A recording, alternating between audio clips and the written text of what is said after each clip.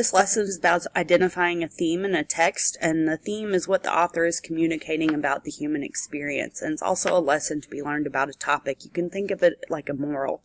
Themes are universal, which means they will span across time, across cultures, across generations. They're going to be relatable to everyone, and it's going to be a statement. So an example from The Great Gatsby is excessive wealth leads to carelessness, immorality, and hollowness.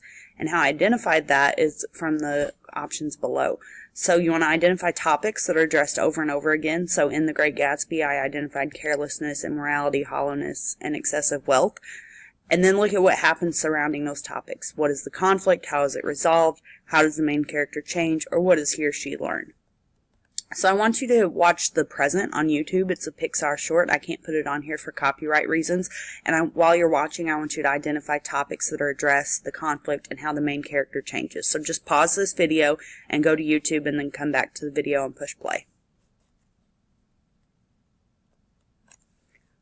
Okay, in the video, these are some topics that I identified: depression, perseverance, overcoming obstacles, and friendship. I identified the conflict as being the main character is depressed and does not want to leave his couch because he has a handicap. And we don't learn that till the end of the video, and so it's really important that you take into account the entire story. You cannot determine the theme until you have read the whole story.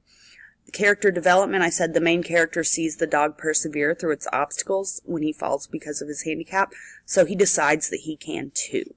And so putting all that information together, I decided to write my theme about hardship and perseverance. So I said, never let hardships keep you from enjoying life.